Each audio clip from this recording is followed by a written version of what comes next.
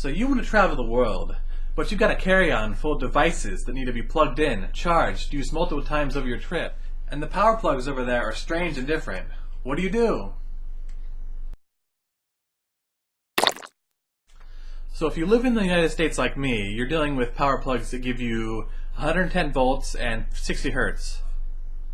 Meanwhile, other parts of the world are running off 220 volts at 50 hertz. This may not mean a lot to you, but if you plug in a device that can't handle that, it could possibly ruin what you're plugging in. Luckily, nowadays a lot of devices can handle this input. You just gotta check.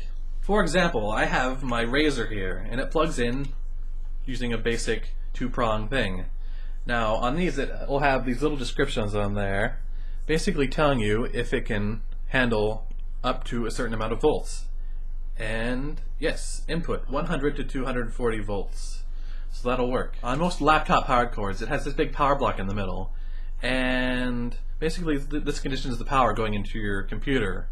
The text on this is really tiny, but it says high input range, which basically means it'll work again.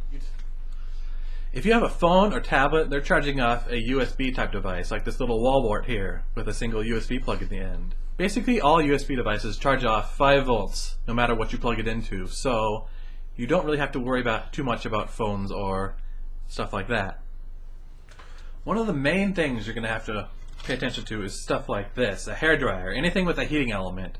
Basically, because of the amount of power it uses, it's conditioned to work only on a certain voltage range. So I did some searching on this, and this in fact does run only off 100-ish volts, so you got to watch out for that. You can use something like this to another country and plug it in, but it takes a special thing, which I'll get to.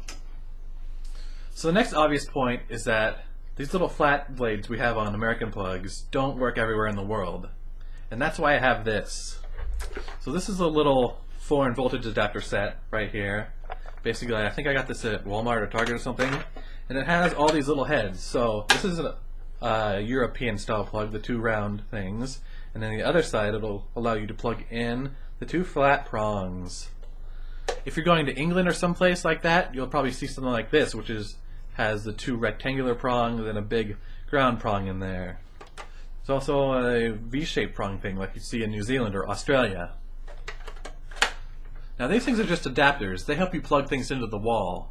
But if your devices can't handle the voltage, like the hairdryer, you need something special. So this is a dual wattage converter. So basically it'll condition the electricity coming out of the wall and provide a proper electric current to go to your device. So this thing has 2 settings, 50 watts and 1600 watts. You don't want to set it to the higher one, of course, to give enough energy to the hairdryer and all that stuff. Grounding can be kind of an issue for certain devices. Now these things don't really have a slot for a ground hole, so you can technically plug it into a 3-prong thing, but it's going to stick out weird, which is kind of dangerous. In addition, European sockets have the ground plug sticking out from the wall rather than the plug itself.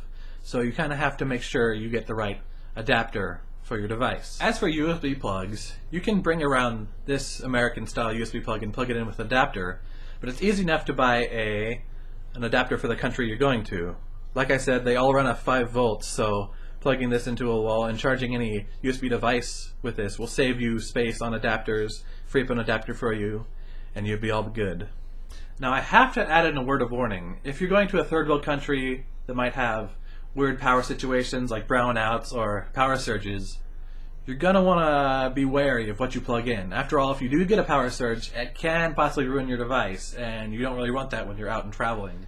Basically, you just need to be wary of the power situation in the country and if you might expect a power surge or something like that. Other than that, if you pay attention to the written warnings and specifications of your device, you shouldn't have any issues plugging things in like you would normally at home. With all that in mind, you can enjoy the country as you'd like, with all your devices in tow. Have fun out there.